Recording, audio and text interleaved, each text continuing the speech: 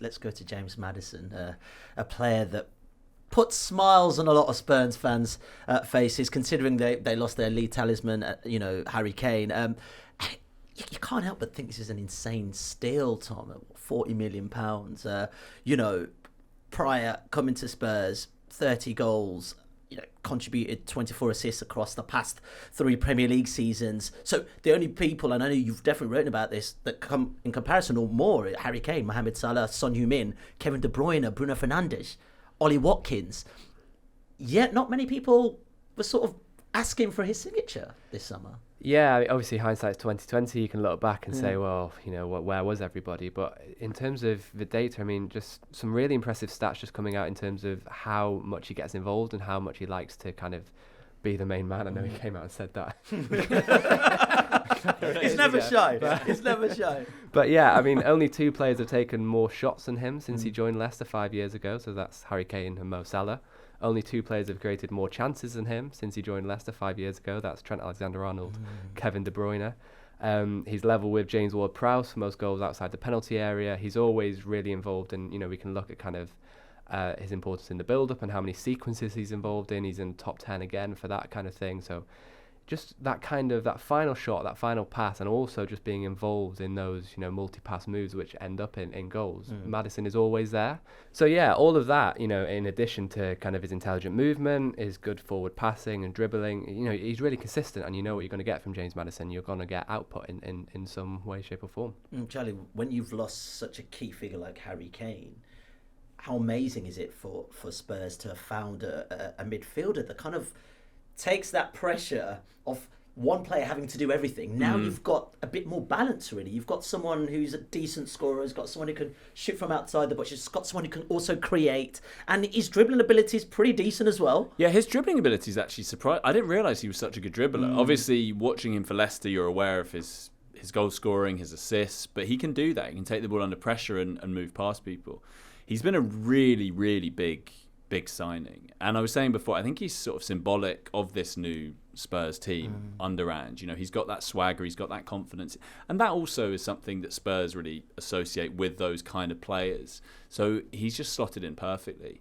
And I was thinking on the way in about, how Spurs were able to get him for a pretty good fee and without too much competition. Obviously, Newcastle were interested. And I do think sometimes you can just get lucky with these things. Like, I remember when Spurs got Christian Eriksen, and I was thinking, for a really cheap price. I remember thinking, like, why is no one else? This is a guy, there was loads of hype around. Sometimes you can get lucky, like with Maddison. I think a combination of other teams who might have rivaled Spurs, maybe feeling they had players in his position.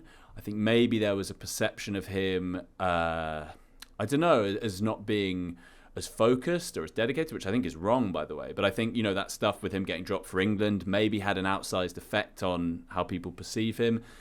All of those things, I think, combined.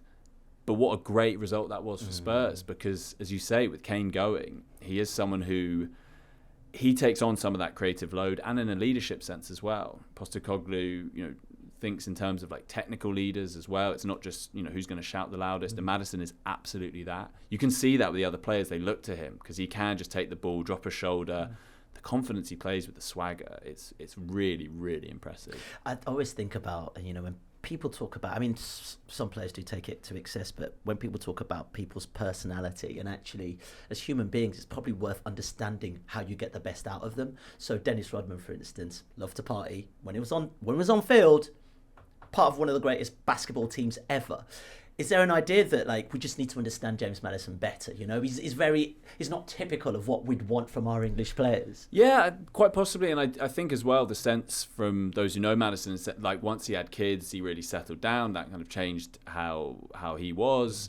I think he is, he's someone who needs the right framework probably. And maybe that was a part of it as well, that some teams thought, do we want to adapt our team enough for him to thrive? A lot of managers might think, no, I want someone who can just come in and slot into my existing system. Whereas I think Postecoglou saw him as perfect for the way he wanted to play.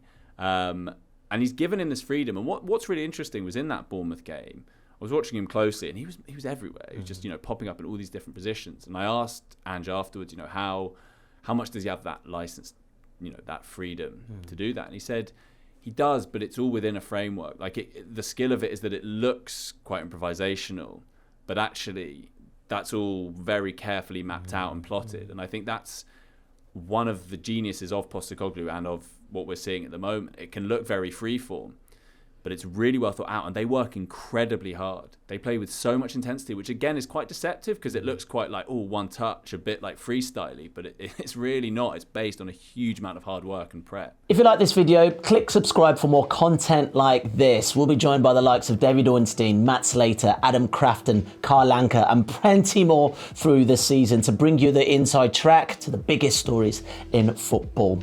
If you'd like to listen to the full episodes for free, search the Athletic Football Podcast wherever you get your podcasts from.